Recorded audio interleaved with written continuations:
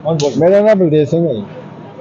ਤੇ ਅਸੀਂ ਵੈਸੇ ਰੋਪੜ ਡਿਸਟ੍ਰਿਕਟ ਜੀ ਆਪਣਾ ਤੇ ਮੈਂ ਹੁਣ ਚੰਡੀਗੜ੍ਹ ਦੇ ਨਾਲ ਜੀਰਕਪੁਰ ਰਹਿੰਦਾ।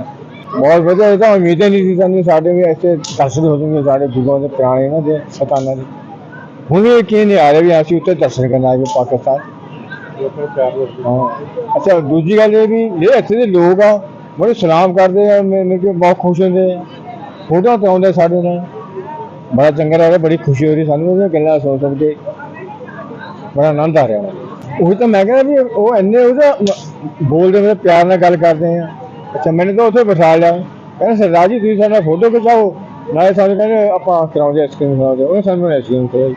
मैं कमाल है यार, मैं कहा पैसे यार मैं दिंदा, नहीं नहीं नहीं कहते, ये नहीं कहते तुसीं साडे मेहमान है, कहते इत्थे आए वे पैसे कहते असीं देवांगे। मैं कहा चल मर्जी भाई।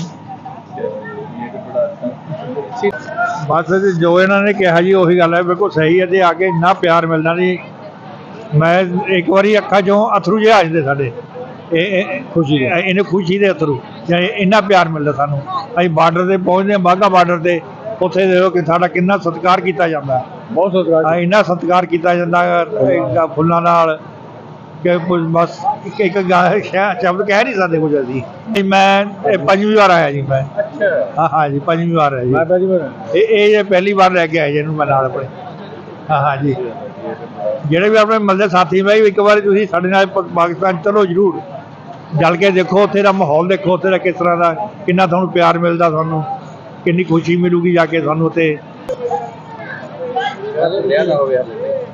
यादगार वाक़या तो हूँ मैं एक हाँ जी हूँ वो भी सुन लो यार, याद आ गया मेरे। असी ननकाना साहब लोकल गुरुद्वारे दे दर्शन करने सी असी। अच्छा वो साडे नाल एक बेटा आया सी, वो कहना मैं ननकाना साहब जिहड़े गुरुद्वारे दर्शन करने नंगे पैरी करने हैं। मैं कहा चलो, मैं कहा गर्मी का मौसम नहीं कहने, मैं नंगे पैरी जाना, मैं नंगे पैरी दर्शन करे। जब असी दर्शन करके असी बाजार च उतर के बाजार देखते घूमते फिरते असी आ रहे थे, दो मोटरसाइकिल वाले बच्चे यंग मुंडे, सारे मेरे ख्याल 12-13 साल के होने हैं, 15 साल के, उन्होंने आके कोल मोटरसाइकिल रोकया। वो कहना आप भाजी नंगे पैरी क्यों तुर रहे हैं। हाँ और मैं उन्होंने मैं क्या बेटे इन्होंने वैसे लोकल गुरुद्वारे दर्शन करने नंगे पैरी करने, कहना नहीं ये साढ़े शहर च आए हैं, असीं इन्होंने नंगे पैरी नहीं तुरन देना। उन्होंने अपने सैंडल खोल के देने, मेरे सैंडल पाओ, तुसीं सैंडल पा के तुरो, नंगे पैरी तुसीं साडे शहर च जिंदू तुरना। उन्होंने देखो यंग बच्चे 15-16 साल के, उन्होंने मन में किन्ना देख लो आया, उन्होंने किन्ना फील करके नंगे पैरी जा रहे हैं। हाँ जी हाँ जी हाँ जी, ये गल भी एक बड़ी यादगार गल है जी। ये भी पहली बार है जी नाले। अज पहले 3 वीजे लगने सी, उदों कुदरती ढिला मट्टा ही रहा जी।